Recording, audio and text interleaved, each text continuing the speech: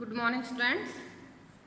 आज हम कक्षा 8वीं से विषय हिंदी और विषय हमारा हिंदी की पाठ्य पुस्तक कोकिला से है। पाठ नंबर 12 पंच परमेश्वर। इस लेसन को हम अच्छे से समझ चुके हैं और पढ़ चुके हैं। आज हम करेंगे इसका अभ्यास कार्य, जिसमें आज के लिए इसके शब्दार्थ हैं और शब्दार्थ लिखने के बाद उसके नीचे आपने मौखिक प्रश्न उत्तर करना है। इनको लिखने के बाद आपने इनको याद करना है। तो आइए देखते हैं हमारे मौखिक प्रश्न उत्तर। प्रश्न नंबर क, जुम्मन और अलगू की दोस्ती कैसी थी? ये जो कहानी थी हमारे पंच परमेश्वर, उसमें पहली ही लाइन थी कि जुम्मन और अलगू की दोस्ती गहरी थी, यानी दोनों की दोस्ती बहुत गहरी थी। प्रश्न नंबर ख, बूढ़ी खाला ने अलगू से क्या कहा? क्या कहा था बूढ़ी खाला ने? कि बूढ़ी खाला ने अलगू से कहा कि बेटा, क्या बिगाड़ के डर से ईमान की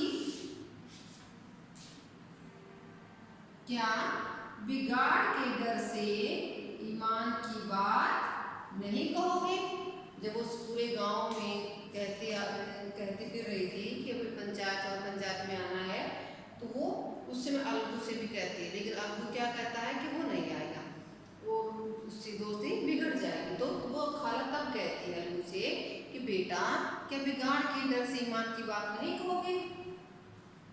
प्रश्न नंबर ब, चौधराइन और करीमन के बीच लड़ाई क्यों हुई? चौधराइन यानी ये चौधराइन और करीमन, जो चौधराइन है ये अलगू की पत्नी है और ये करीमन है जो ये जुम्मन। तो उन दोनों के बीच झगड़ा क्यों हुआ था? क्योंकि अलगू को संदेह हुआ कि जुम्मन ने बैल को विष पिला दिया। जो अलगू था उसने बटेसर से 2 पानीदार बैलों को खरीदा था, जिनमें से एक बैल मर गया था। तो अलगू को संदेह हुआ, शक हुआ कि जुम्मन ने उसको विष पिला दिया।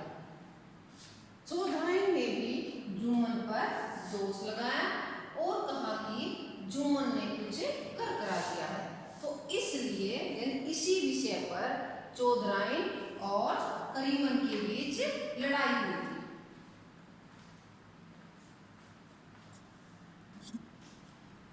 प्रश्न नंबर घ है, जुम्मन शेख ने अलगू चौधरी से माफी कैसे मांगी? जुम्मन शेख ने अलगू चौधरी से माफी कैसे मांगी थी? जुम्मन शेख अलगू के पास गया और गले लिपट कर बोला, भैया मुझे माफ कर दो, आज मुझे विश्वास हो गया कि पंच की जुबान से खुदा बोलता है। तो इस प्रकार से जुम्मन शेख ने अलगू चौधरी से माफी मांगी थी।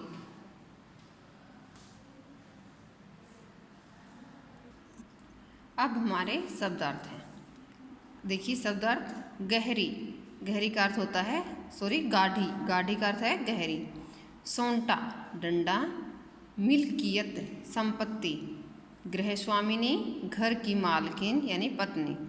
साझा, हिस्सेदारी। अनुग्रह, अनुरोध, कृपा। नीति प्रायणता, नीति में निपुणता। जिरह, बहस। शिष्टाचार, औपचारिकता। नेकबद, अच्छा बुरा। अपेक्षा, की तुलना में। हल्का, क्षेत्र। बघारी दाल, तड़का लगी दाल। बेवा, विधवा। पछाही, पश्चिमी। कुलच्छनी, बुरे लक्षणों वाला या वाली। दोषारोपण, दोष देना। कायल, संतुष्ट। आकांक्षा, अभिलाषा, इच्छा। धृष्टता, बेशर्मी।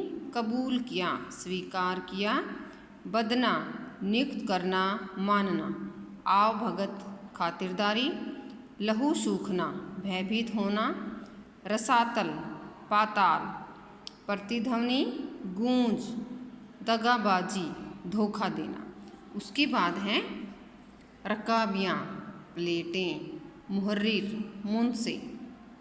खातिरदारियाँ, आवभगत, आदर सत्कार करना। सदृश, के समान। अख्तियार, अधिकार। आह, हाय, वेदना सूचक उद्गार, यानी जब किसी को दर्द होता है या कुछ पीड़ा होती है तो ये ऐसा वेदना सूचक ये शब्द होता है। अर्ज प्रार्थना, प्राणघातक शत्रु ज्ञानी जो जाने दुश्मन को बोलते हैं प्राणघातक शत्रु। नदारद खाली, गायब, लुप्त। समावेश शामिल होना। प्रताप कृपा, बल, तेज। सालन सब्जी। कचहरी दरबार अदालत। आक्षेप लांछन। हिब्बानामा दानपत्र।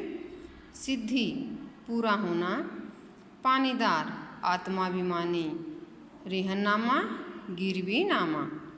खालाजान मौसी। फरिश्ते देवदूत। वैमनस्य शत्रुता। उजर ऐतराज। एवज बदले में। नीति संगत उचित।